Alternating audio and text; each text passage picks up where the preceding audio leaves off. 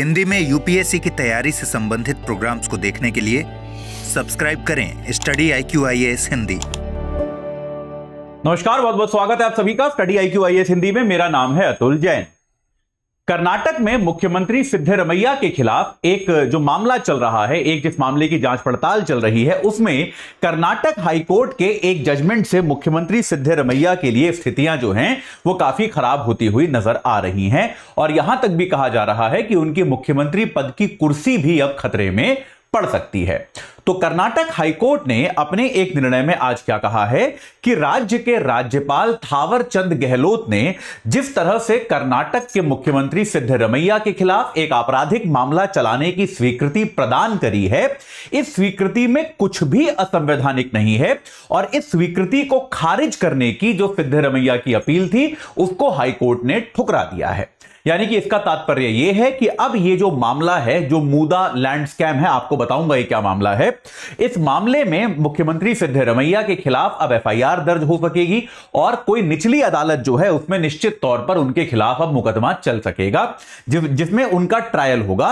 और किसी भी सिटिंग मुख्यमंत्री के लिए, किसी भी ऐसे व्यक्ति के लिए जो मुख्यमंत्री पद पर काबिज है, उसके खिलाफ जांच हो, उसके खिलाफ उसी राज्य की पुलिस जो है वो जांच करे और उसकी जांच पड़ताल करे और उसी राज्य की एक न्यायालय जो है एक मुकदमा चलाए, ये अपने आप में एक बड़ी गंभीर और बड़ी चिंतनीय दशा हो जाती है किसी भी मुख्यमंत्री के लिए। लेकिन अब सिद्धरमैया साहब के पास इससे बचने का और कोई तरीका बचा नहीं है। हो सकता है इसके खिलाफ वो सुप्रीम कोर्ट जाएं, लेकिन सुप्रीम कोर्ट से भी उनको ज्यादा राहत मिलने की आसार इसमें नजर आती नहीं है। तो ये क्या मामला है आपको अगले 5 मिनट में समझाऊंगा, लेकिन उसके पहले आपको बता दूं कि भाई हमारा P2I बैच जो है 2025 के लिए आखिरी बैच जो आया है, प्रतिज्ञा प्लस बैच, वो आप AJ लाइव कोड लगा के 22,499 रुपए में आप इससे जुड़ सकते हैं।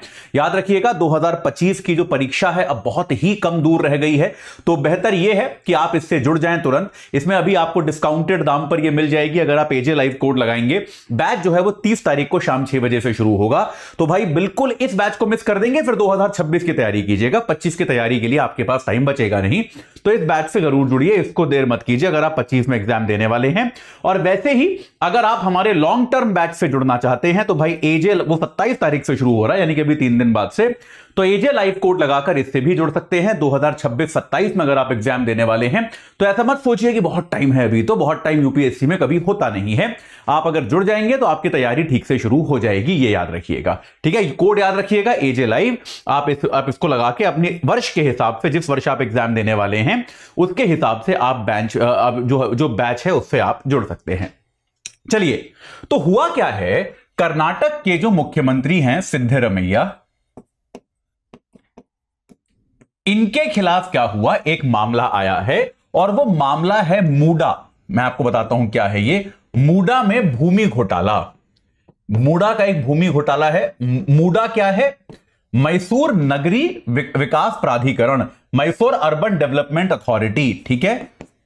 तो भाई कर्नाटक में मैसूर क्षेत्र है, मैसूर नगरीय विकास प्राधिकरण। तो जैसे आपने देखा होगा भाई किसी भी बड़े शहर में एक नगरीय विकास प्राधिकरण होता है, ठीक है, जिसको हम अर्बन डेवलपमेंट अथॉरिटी कहते हैं। तो ये मैसूर की जो अर्बन डेवलपमेंट अथॉरिटी है, इसने क्या किया, सिद्धरमैया परिवार से, सिद्धरमैया साहब की जो पत्नी है उनके नाम पर कुछ जमीन थी। तो कई बार शहरों के विकास के लिए आप उस जमीन को अक्वायर करते हो, उस जमीन को टेक ओवर करते हो। लैंड एक्विजिशन, भूमि अधिग्रहण तो आप जानते ही हैं कि भाई आपको हाईवे बनाना है या कुछ शहर के लिए सुविधाएं बनानी है तो आपको लोगों की जमीन को अक्वायर कई बार करना पड़ता है, यह सामान्य प्रक्रिया है। और आमतौर पर आप जब किसी की लैंड अक्वायर करते हो, किसी की जमीन लेते हो, तो उसको या तो आप कॉम्पनसेशन देते हो, या तो आप मुआवजा देते हो, या उसके बदले में दूसरी जमीन देते हो।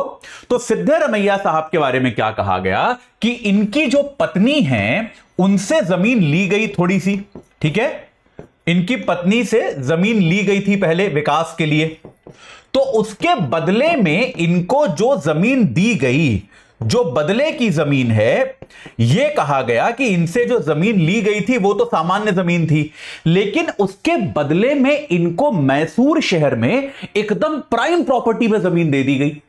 मतलब यहां तक कहा जा रहा है कि जो जमीन इनसे ली गई और जो जमीन इनको प्रदान की गई, उनकी कीमत में 4,000 से 5,000 करोड़ रुपए तक का फर्क है।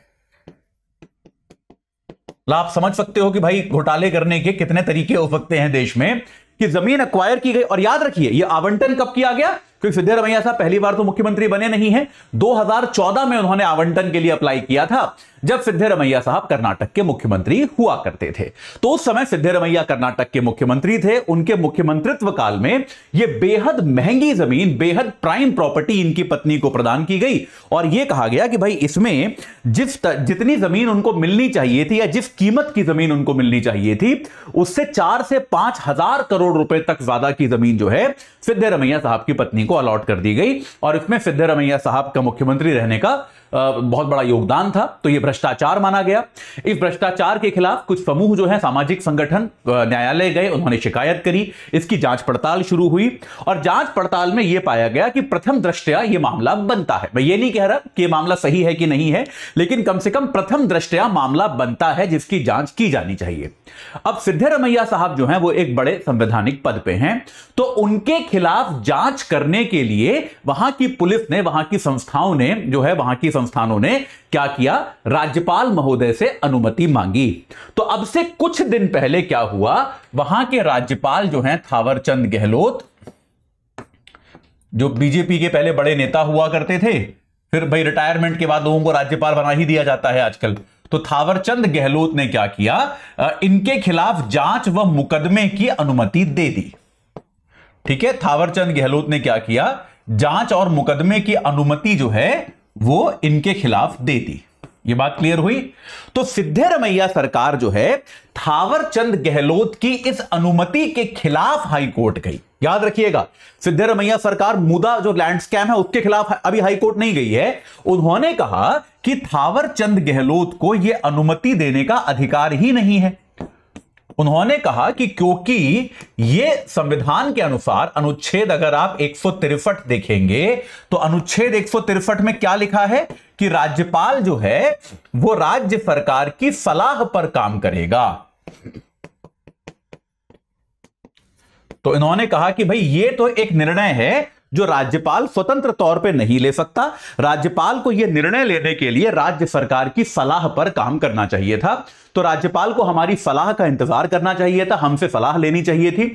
अगर राज्य सरकार सलाह देती तब राज्यपाल इस अनुमति को देते। हमारी सलाह के बिना यह अनुमति देना असंवैधानिक है, यह राज्यपाल ने गलत काम किया है। उन्होंने यह भी कहा कि राज्यपाल ने इस पर अपना जो दिमाग है वो अप्लाई नहीं किया और तुरंत जो है फौरी तरीके से यह स्वीकृति प्रदान कर दी, जो कि असंवैधानिक है। और इन्होंने यह अपील करी वहां के हाई कोर्ट से कि थावरचंद गहलोत साहब ने जो यह अनुमति दी है इसको खारिज किया जाए। हाई कोर्ट ने मुख्यमंत्री सिद्धरमैया की इस अपील को ठुकरा दिया। हाईकोर्ट ने कहा कि देखिए, राज्यपाल थावरचंद, इस बात के पर्याप्त आधार हैं कि राज्यपाल ने अपना जो मस्तिष्क है वो अप्लाई किया है। राज्यपाल ने पर्याप्त विचार किया। इस बात को इन्होंने कहा कि भाई राज्यपाल ने जो है पर्याप्त मात्रा में विचार किया। और उन्होंने यह भी कहा, हाईकोर्ट ने यह भी कहा, इसके लिए सरकार की स्वीकृति जरूरी नहीं है, इसके लिए सरकार की सहमति आवश्यक नहीं है। क्योंकि बहुत सिंपल सी बात है यार, यह तो प्राकृतिक न्याय के सिद्धांत का भी उल्लंघन हो जाएगा कि नहीं हो जाएगा। क्योंकि अगर सरकार की सहमति आवश्यक है तो क्या यह प्राकृतिक न्याय के सिद्धांत के खिलाफ जाएगा कि नहीं जाएगा? आप बताइए भाई, आप लोग, कि भाई प्राकृतिक न्याय का सिद्धांत क्या कहता है कि यार अपने मामले में आप खुद निर्णय नहीं ले सकते। भाई प्राकृतिक न्याय का सिद्धांत यह कहता है कि नहीं कहता? भाई राज्य सरकार के मुखिया के खिलाफ जांच होनी चाहिए कि नहीं, मुकदमा चलना चाहिए कि नहीं, क्या यह तय करने के लिए राज्य सरकार से पूछा जाना चाहिए? क्या आपको यह समझदारी की बात लग रही है? भाई ये तो प्राकृतिक न्याय का सिद्धांत है। कौन सा मुख्यमंत्री इस बात की अनुमति देगा कि हां भैया, कौन से मुख्यमंत्री की सरकार इस बात की अनुमति देगी कि हां मेरे खिलाफ मुकदमा चला लो? यार ये तो मतलब ऑब्वियसली वो मना ही करने वाले हैं। तो ऐसे में फिर तो ये पूरी प्रक्रिया का कोई औचित्य ही नहीं रह गया। ये बात कही गई और कहा गया कि प्राकृतिक न्याय का सिद्धांत भी ये कहता है कि इसका कोई लॉजिक नहीं है कि इसमें मुख्यमंत्री या राज्य सरकार की अनुमति या उनकी सहमति को लिया जाए। इसका किसी प्रकार से कोई औचित्य नहीं है। तो बेहतर यह है कि भाई ये जो राज्यपाल ने निर्णय लिया, अपना स्वतंत्र दिमाग लगाकर निर्णय लिया और उनका निर्णय यहां पर सही है। उसके निर्णय को खारिज करने का हमारे पास कोई आधार नहीं है। और इसमें जो है उन्होंने मुख्यमंत्री सिद्धरमैया को कोई भी राहत देने से इनकार कर दिया। तो अब निश्चित तौर पर विपक्ष ने सिद्धरमैया के इस्तीफे की मांग शुरू कर दी है, क्योंकि किसी भी मुख्यमंत्री के लिए ये एक थोड़ा एम्बैरेसिंग होता है, थोड़ा शर्मनाक होता है कि उनके खिलाफ भ्रष्टाचार के मामले की जांच चल रही है, एक मुकदमा चल रहा है। ये थोड़ा सा शर्मनाक माना जाता है किसी मुख्यमंत्री के लिए। हालांकि अभी सिद्धरमैया जी ने यह कहा है, उनकी तरफ से बयान यह आया है कि यह हमारे खिलाफ साजिश है और हमें भी इस जजमेंट को पढ़ रहे हैं, उसके बाद ही हम कोई प्रतिक्रिया देंगे। हो सकता है इसके खिलाफ सिद्धरमैया सुप्रीम कोर्ट जाएं, लेकिन मेरे ख्याल से यहां पर हाईकोर्ट के तर्क में कोई खराबी मेरे को लगी नहीं। तो अगर सिद्धरमैया सुप्रीम कोर्ट जाएंगे भी तो इस बात की बहुत संभावना नहीं है कि उनको ज्यादा राहत कोई मिल पाएगी। तो इस मामले में आगे जो भी होगा मैं आपको निश्चित तौर पे बताऊंगा। अभी के लिए इतना ही। जाते जाते आपको एक बार दोबारा से बता दूं कि भाई 2026-27 में एग्जाम देने वाले हैं, तो 27 तारीख से 6 बजे से हमारा लॉन्ग टर्म बैच शुरू हो रहा है। एजे लाइव कोड लगा के जुड़ जाइए। दाम जितने यहां लिखे हैं उससे कम मिलेंगे आपको पोर्टल पे। अगर आप जाकर चेक करेंगे एजे लाइव कोड लगा के, तो तुरंत आप पोर्टल पे जाके एजे लाइव कोड लगा के दाम चेक कीजिए। और साथ के साथ जो हमारा 2025 का आखिरी प्रतिज्ञा प्लस बैच आया है, इसके बाद अब 2025 के लिए प्रतिज्ञा प्लस नहीं आएगा, उस पर भी आप एजे लाइव कोड लगा के चेक करेंगे तो इससे कम दाम आपको मिल जाएगा। ये बैच जो है 30 तारीख को शुरू हो रहा है। 25 वाले अगर आप विद्यार्थी हो 2025 में एग्जाम देने वाले, तब तो आपके पास टाइम बचा नहीं है। आप एकदम तुरंत जाके इस बैच से जुड़ जाइए और अपनी तैयारी को एक सही मजबूत आकार प्रदान कीजिए। इस चर्चा से जुड़ने के लिए आप सभी का बहुत बहुत धन्यवाद।